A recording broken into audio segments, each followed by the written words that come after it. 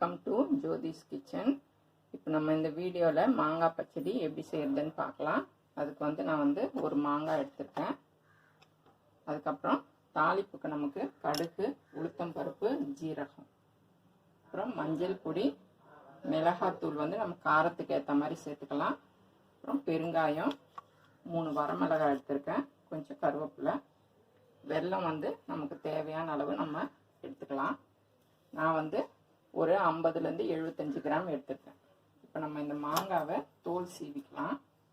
பாருங்க, இது மாதிரி தோல் சீவிட்டு இதில் நான் ஸ்லைஸாக நான் கட் பண்ணி எடுத்துக்க போகிறேன்.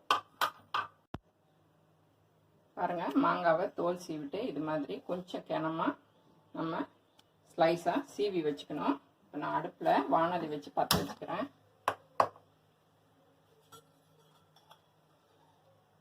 இதில் ஒரு 2 ஸ்பூன் அளவுக்கு நம்ம எண்ணெய் விட்டுக்கலாம்.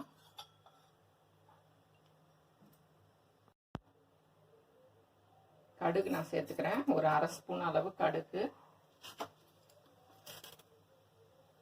கொஞ்சமாக உளுத்தம் பருப்பு.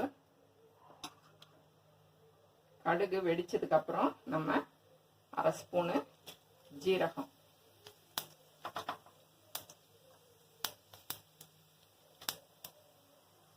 மூணு வரமிளகாயை கிள்ளி சேர்த்துக்கோங்க.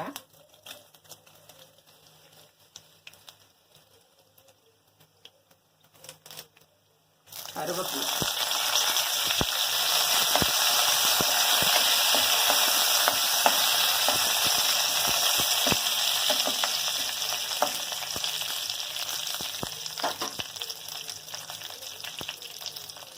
நான் இதில் மாங்காவை சேர்த்துக்கிறேன்.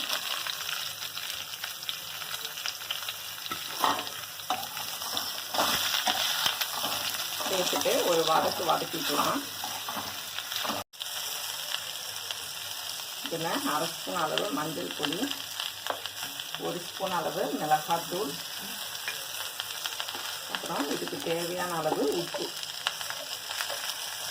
நம்ம திட்டிப்பு காரம் 2 சேர்க்கறதுனால உப்பு கொஞ்சமாக தான் தேவைப்படும், பார்த்து சேர்த்துக்கோங்க. கொஞ்சமாக பெருங்காயம், நல்லா கலந்து விட்டுக்கோங்க. இதில் மாங்காய் வேகத்துக்கு கொஞ்சமாக தண்ணி சேர்த்துக்கிறேன். கொஞ்சம் சேர்த்தா போதும், ஒரு 1/4 டம்ளர் அளவு சேர்த்தா போதும். மீடியம் ஃப்ளேமில் வச்சு நம்ம மூடி வேக வைக்க போகிறோம்.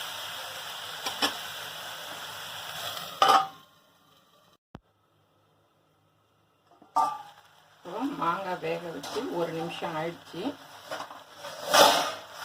மாங்காய் நல்லா 3/4 பாகம் வெந்திருக்கு. நான் வெல்லம் இது மாதிரி தண்ணியில் கரைச்சி வச்சுருக்கேன். இப்போ இதை நான் சேர்த்துக்கிறேன். நல்லா கரைச்சி வடிகட்டி எடுத்துருக்கேன் நான். அந்த வெல்லத்திலேயே மாங்காய் வெந்துடும். 3/4 பாகம் வெந்த பிறகு தான் நீங்கள் வெல்லம் சேர்க்கணும். ஆரம்பத்துலேயே சேர்த்தா மாங்காய் சீக்கிரம் வேகாது. அதனால் 3/4 பாகம் வெந்த பிறகு வெல்லம் சேர்த்துக்கோங்க. சேர்த்துட்டு மூடி வச்சுக்கலாம். பாருங்கள், நான் வெல்லம் தண்ணி சேர்த்து 1 நிமிஷம் வேக வச்சேன். நமக்கு மாங்காய் நல்லா வெந்து மாங்காய் பச்சடி ரெடி ஆயிடுச்சு. நான் அடுப்பை ஆஃப் பண்ணிவிட்டு ஒரு பவுலுக்கு இதை நான் இப்போ மாற்றிக்கிறேன். மாங்காய் பச்சடி ரெடி ஆயிடுச்சு. நீங்களும் வீட்டில் ட்ரை பண்ணி பாருங்கள். இதில் இனிப்பு, புளிப்பு, காரம் 3மே சேர்ந்து இருக்கும். ரொம்ப டேஸ்ட்டாக இருக்கும். ட்ரை பண்ணி பார்த்துட்டு இந்த வீடியோ பிடிச்சிருந்தா ஜோதிஸ் கிச்சனை சப்ஸ்கிரைப் பண்ணுங்கள். மறக்காமல் பக்கத்தில் இருக்கிற பெல் பட்டனை ப்ரெஸ் பண்ணுங்கள். தேங்க்யூ.